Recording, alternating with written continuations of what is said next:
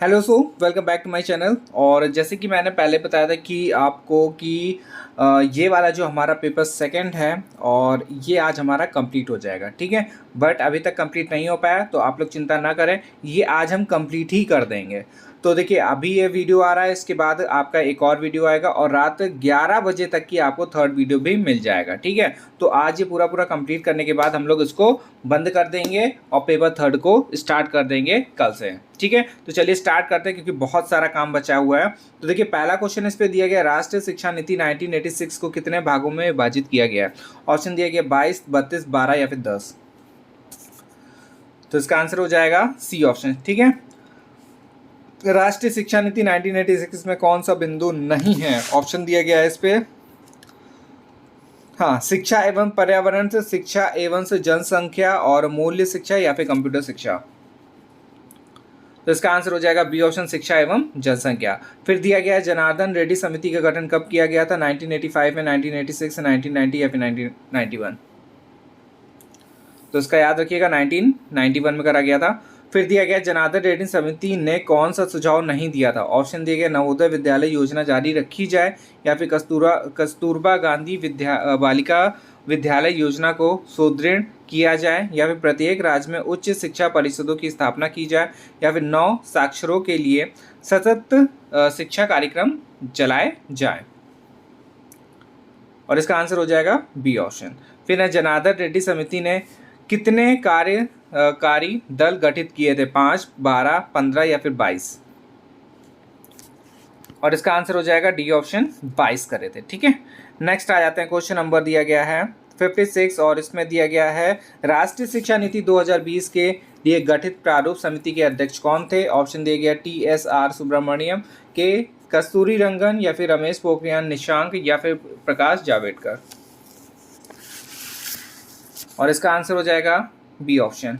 फिर है किस वर्ष तक बहुविषयक उच्चतर शिक्षण संस्थानों द्वारा प्रदान किया जाने वाला 4 वर्षीय एकीकृत बीएड कार्यक्रम स्कूल शिक्षकों के लिए न्यूनतम डिग्री योग्यता बन जाएगा, सन 2022 तक, सन 2025, 2030 या फिर 2035। और इसका आंसर हो जाएगा सी ऑप्शन, 2030 तक की। फिर दिया गया है डैलर्स आयोग ने भारत के किस विद्वान को सम्मिलित किया गया था, नरसिम्हा राव या फिर डॉक्टर कर्ण सिंह या डॉक्टर DS कोठारी या फिर डॉक्टर S मुदालियर।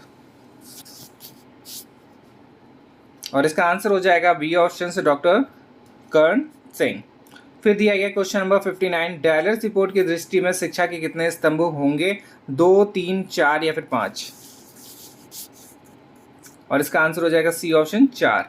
फिर दिया गया डैलर्स आयोग ने 21वीं शताब्दी के लिए किसे आवश्यक बताया, बुनियादी शिक्षा के विस्तार को या फिर विशिष्ट शिक्षा की व्यवस्था को या फिर ए एवं बी दोनों को या फिर इनमें से कोई नहीं।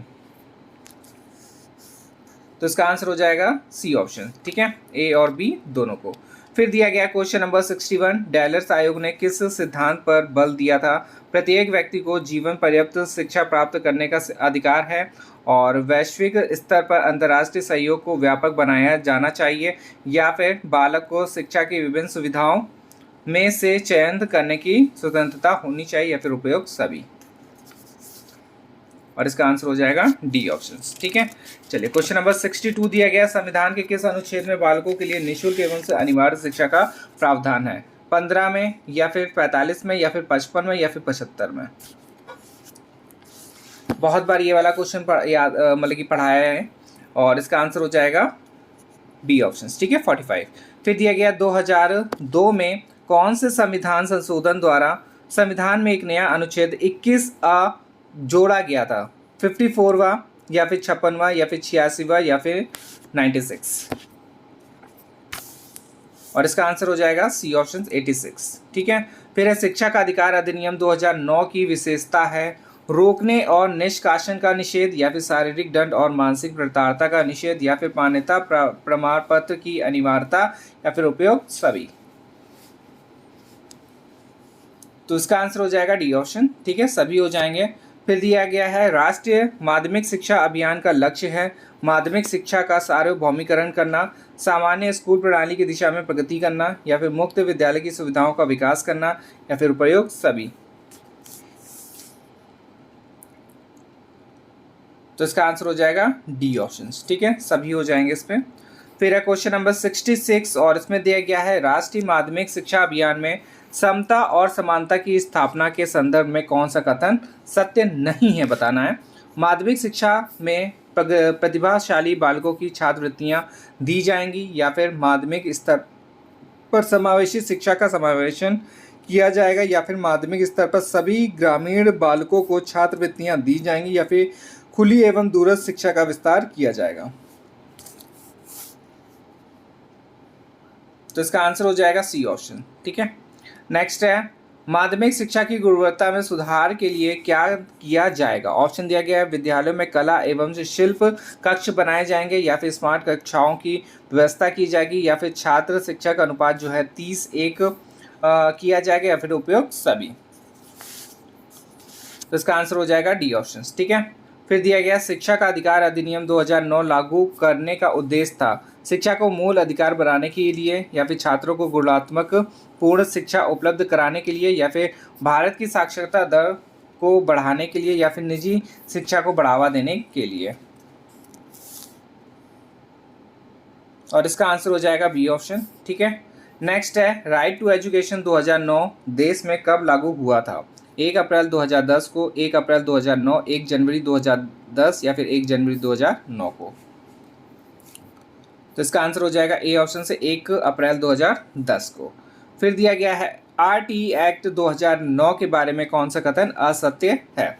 ऑप्शन दिया गया यह अधिनियम से लागू होते समय जम्मू कश्मीर राज्य में लागू नहीं हुआ था। नेक्स्ट दिया गया यह अधिनियम से राष्ट्रीय ज्ञान आयोग की सिफारिश पर लाया गया था। इस अधिनियम के छात्रों के अधिकारों के साथ साथ शिक्षकों, अभिभावकों और सरकार के दायित्व भी निर्धारित किए गए हैं और यह अधिनियम 6 से 18 वर्ष तक के बच्चों के लिए निःशुल्क शिक्षा का प्रावधान करता है।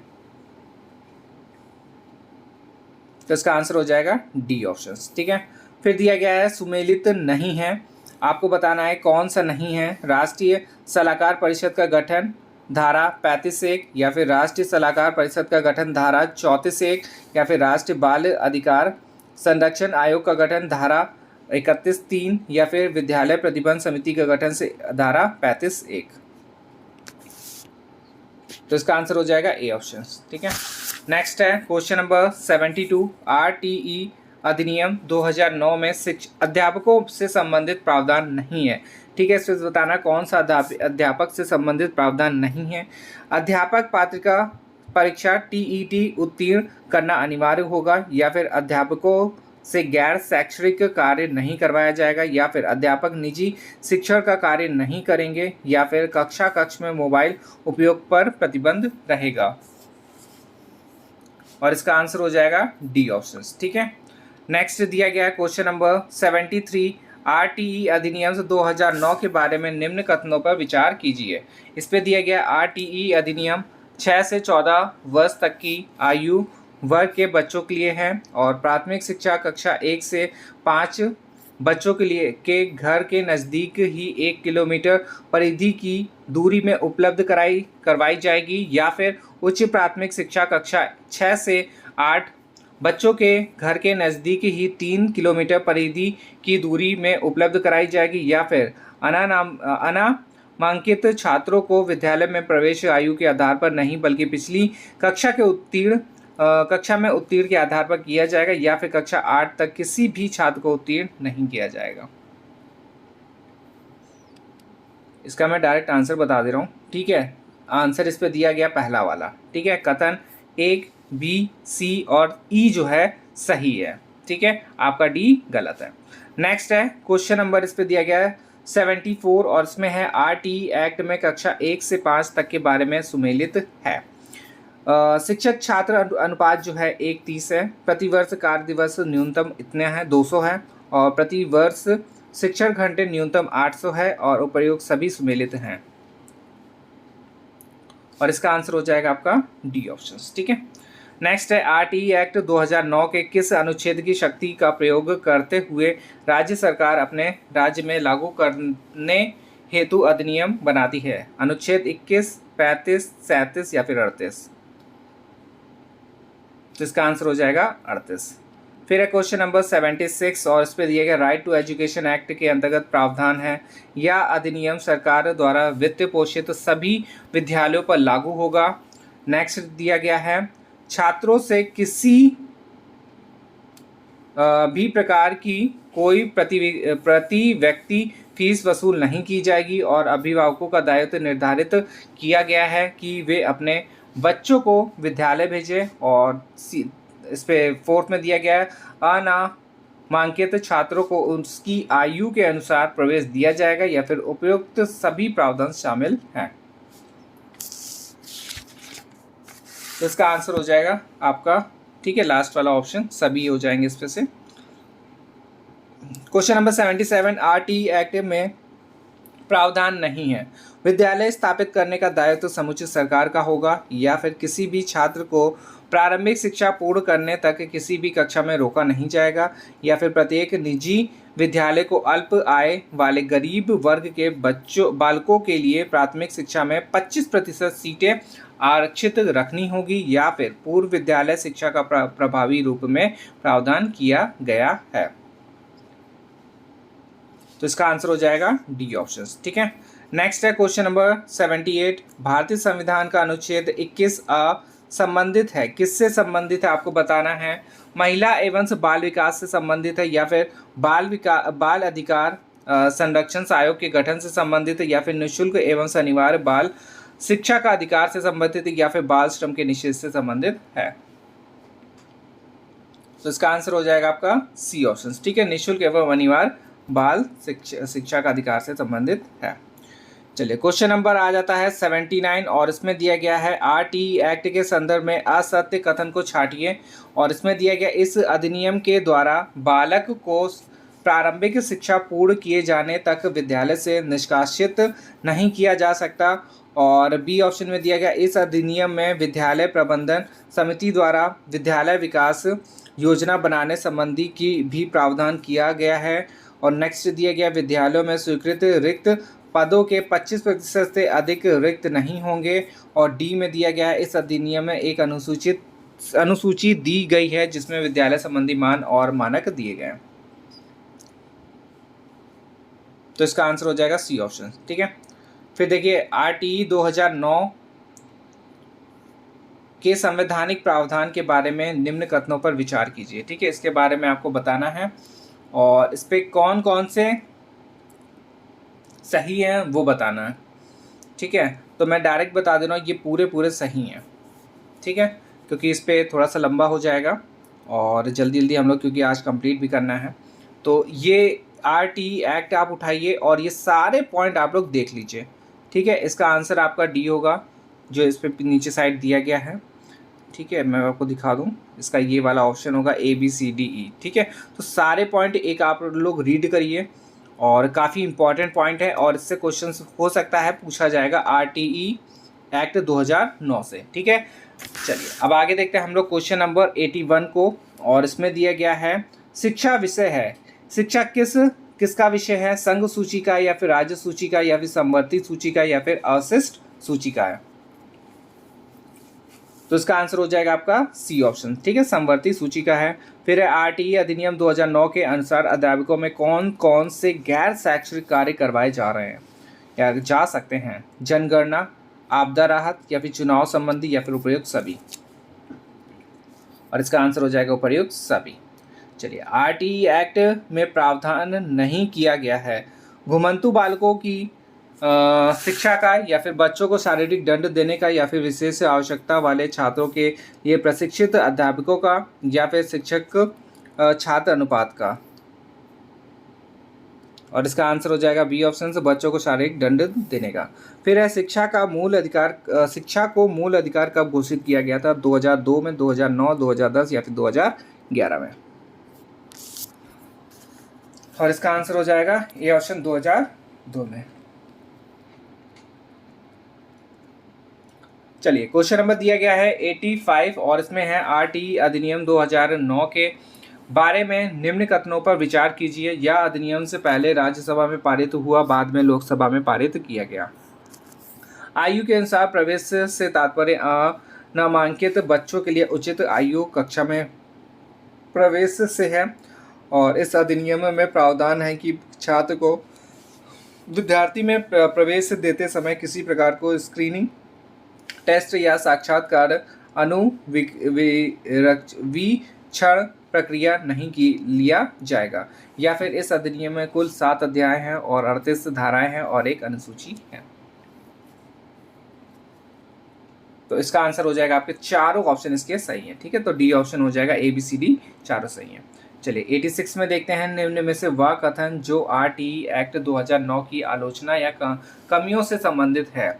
ऑप्शन दिया गया, एक समान पाठ्यक्रम पूरे देश में लागू नहीं, और पूर्व विद्यालय शिक्षा के बारे में कोई ठोस कदम नहीं उठाए गए हैं, सिर्फ चर्चा की गई है, और निजी विद्यालयों पर लागू नहीं, या फिर उपयुक्त सभी। तो इसका आंसर हो जाएगा डी ऑप्शन उपयुक्त सभी। फिर है क्वेश्चन नंबर 87 और इसमें दिया गया 6 से 14 वर्ष तक के बच्चों को मुफ्त एवं अनिवार्य शिक्षा फ्री एंड कंपलसरी एजुकेशन प्रदान करने का दायित्व है। ऑप्शन दिया गया केंद्र सरकार का, राज्य सरकार का, और केंद्र एवं राज्य सरकार का, या फिर शिक्षा आयोग का। और इसका आंसर हो जाएगा आपका सी ऑप्शन, केंद्र एवं राज्य सरकार का। फिर दिया गया है question number 88, right to education act 2009 में पहली बार संशोधन कब किया गया था? 2010 में, 2011, 2012, या फिर अभी तक नहीं किया गया। तो अच्छा, इसका आंसर दिख रहा है, तो इसका आंसर हो जाएगा 12 ऑप्शन। ठीक है, 2012 में किया गया है, गा ऑप्शन इसका सही हो जाएगा। अब देखिए ये वाला जो क्वेश्चन है, ये वाला आप लोग खुद करिएगा। इस पे दिया गया सूची, एक तरफ दी गई सूची है जिसमें आरटीई एक्ट में प्रावधान है, और सूची बी दी गई है इसमें धारा और अनुच्छेद है। ठीक है, और इसका आंसर मैं आप लोगों को बता देता हूँ, इसका आंसर हो जाएगा डी ऑप्शन। ठीक है, डी ऑप्शन है, इसको आप लोग मैच कर लीजिएगा। ए का 3 हो जाएगा, और बी का 1st हो जाएगा, और सी का जो है 5th हो जाएगा, और डी का हो जाएगा 2, और ई का हो जाएगा 4। ठीक है, चलिए आगे देखते हैं। क्वेश्चन नंबर दिया गया है 90 और इसमें दिया गया है राइट टू एजुकेशन एक्ट के अनुसार विद्यालय प्रबंधन समिति के बारे में सत्य कथन है। समिति में कम से कम 3/4 57% सदस्य माता पिता या संरक्षण होंगे, और इस पर दिया गया 50% सदस्य महिला होंगी, और इस पर दिया गया समिति का गठन से प्रवेशित बालकों और उनके माता पिता और शिक्षकों के निर्वाचित प्रतिनिधियों के से होगा, और विद्यालय प्रबंधन समिति का अध्यक्ष विद्यालय विकास और शिक्षा कार्य में भाग लेगा। तो आपको बताना कौन सा कथन इस पर सही है, और इसका आंसर हो जाएगा ए बी सी। ठीक है, ए ऑप्शन इसका सही हो जाएगा, ए बी सी सही है। चलिए क्वेश्चन नंबर 91 दिया गया है, जिस विकल्प का मिलान सही नहीं है उसका चयन बताना है आपको। सेक्शन 30 का सेकंड, प्रारंभिक शिक्षा पूर्ण प्राप्ति का प्रमाण पत्र जारी करना, या फिर सेक्शन 7 शिक्षा हेतु वित्तीय प्रावधान, सेक्शन 11 समुचित सरकार के दायित्व, और सेक्शन 31 राष्ट्रीय या राज्य बाल अधिकार संरक्षण आयोग द्वारा अधिनियम में उनके लिए किए गए प्रावधानों का पालन करना। तो इसका आंसर हो जाएगा आपका सी ऑप्शन। फिर दिया गया है आरटीई एक्ट 2009 के प्रावधान कहाँ लागू नहीं होंगे? मदरसों में, वैदिक पाठशालाओं में, या फिर धार्मिक शिक्षा प्रावधान प्रदान करने वाली शैक्षणिक संस्थाओं में, या फिर उपयुक्त सभी। तो इसका आंसर हो जाएगा आपका डी ऑप्शन, उपयुक्त सभी। फिर है क्वेश्चन नंबर 93 और इसमें दिया गया है, आपको फिर से कथन वाला क्वेश्चन दिया जाएगा इस पर, और पहले मैं देख लेता हूँ ऑप्शन क्या क्या दिया गया है। उन बालकों को 14 वर्ष के बाद भी निःशुल्क शिक्षा मिलेगी जिन्होंने 14 वर्ष तक अपनी प्रारंभिक शिक्षा पूर्ण नहीं की है। जिन बालक को आयु के आधार पर प्रवेश दिया गया है और जिसमें अपनी आयु के हिसाब से प्रारंभिक शिक्षा पूर्ण नहीं की, उस बालक को अन्य बालकों के समान होने के लिए विशेष प्रशिक्षण किया जाएगा। फिर नेक्स्ट दिया गया सी ऑप्शन में, अधिनियम में उल्लेखित धारा 20 के अनुसार विद्यालय से संबंधित मान और मानकों की अनुसूची में संशोधन करने की शक्ति केंद्र सरकार को है। फिर धारा 38 के अनुसार संपूर्ण अधिनियम में संशोधन करने का अधिकार केंद्र सरकार का है।